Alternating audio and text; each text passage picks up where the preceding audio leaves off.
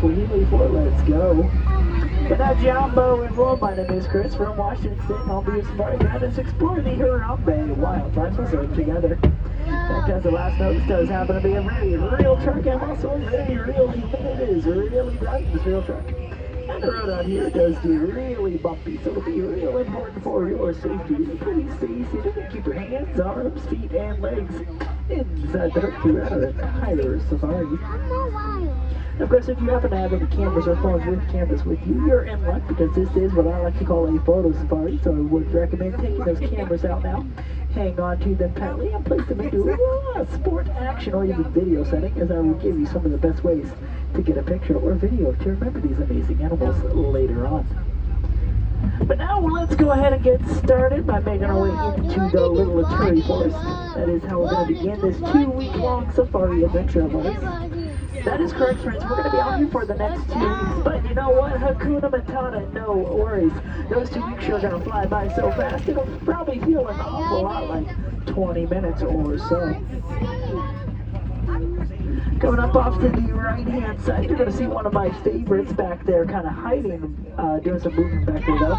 It's called the Okapi. Now, the Okapi has some striped pants, striped legs, or striped pajamas that makes them look similar to a zebra.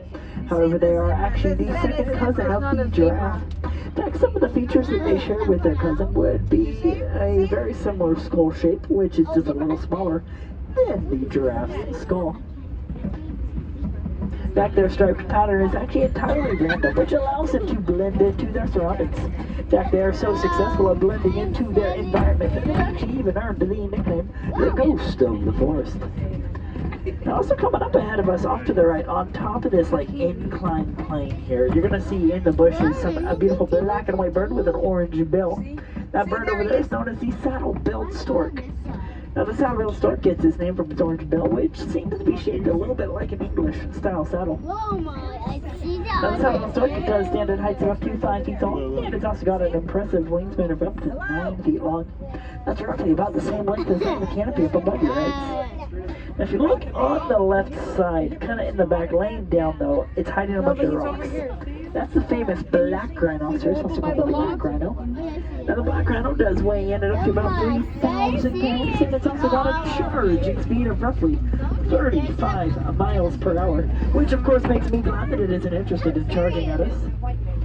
Now, the black rhino is actually a very solitary animal that often will prefer to live alone or even in a very, very small and often very, very tight-knit group. Although, you know what? Same. Now, you also happen to see coming up ahead of us, off to the left side, on top of the hill behind the bamboo, is a beautiful reddish antelope with horns known as the bongo, just like the drum.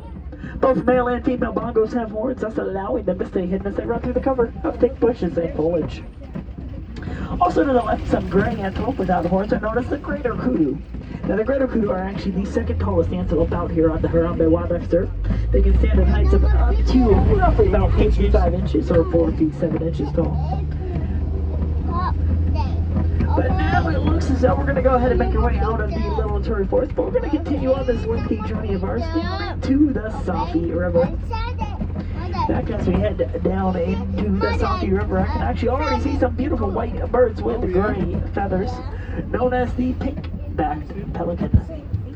Now, these pelicans out here get their name from a pink coloration on their backs, which extends to their extremities during their mating season.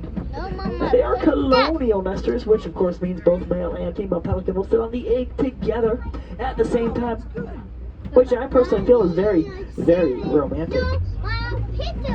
Oh boy, I do see down in the water on the left side going for a swim. Oh, in the distance on the left though, on land, it looks like the very famous Nile hippopotamus, or the hippo.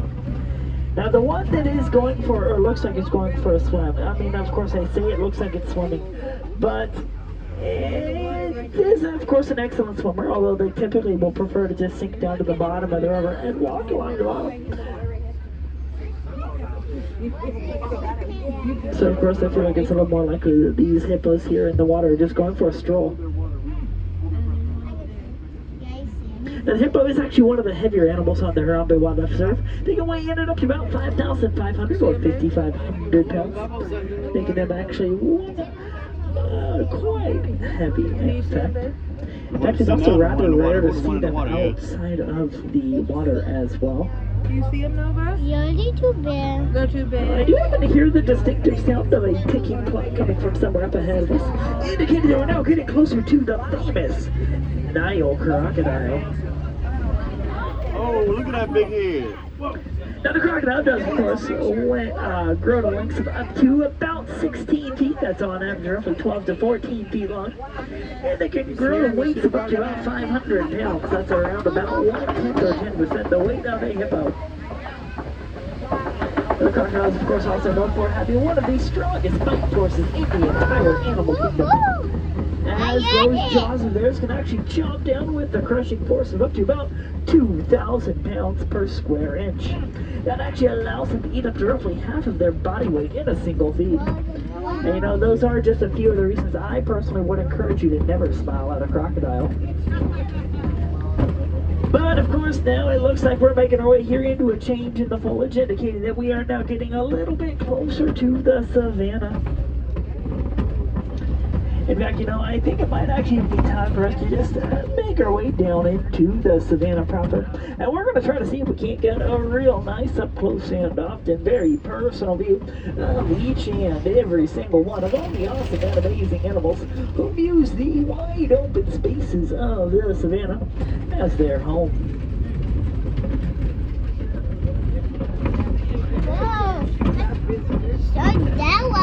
Oh boy, you know, friends, I can actually see a bit of a dazzle up ahead off to the right. And by that I mean a dazzle of zebras.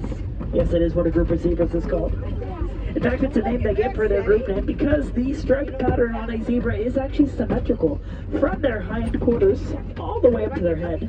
And that actually allows them to easily blend into a group of zebras. In fact, they are actually so successful at blending into a group of zebras that when the light from the sun reflects off their striped pattern, it will actually dazzle the eyes of a predator that attempts to distinguish one zebra from the entire group. Now, these zebras here happen to be the Hartmann's mountain species of zebra, as they are one of the smaller species of zebras. They do also happen to have the largest heart out of all zebra species, which is actually rather useful as they will typically live in a high elevation location, such as mountainous terrain, where the atmosphere does tend to be very, very thin.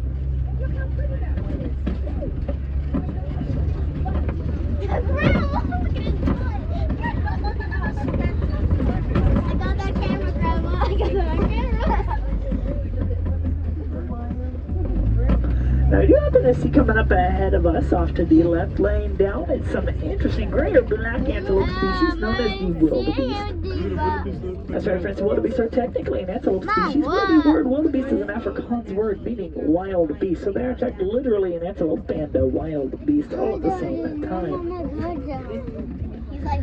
I also see off to the left behind the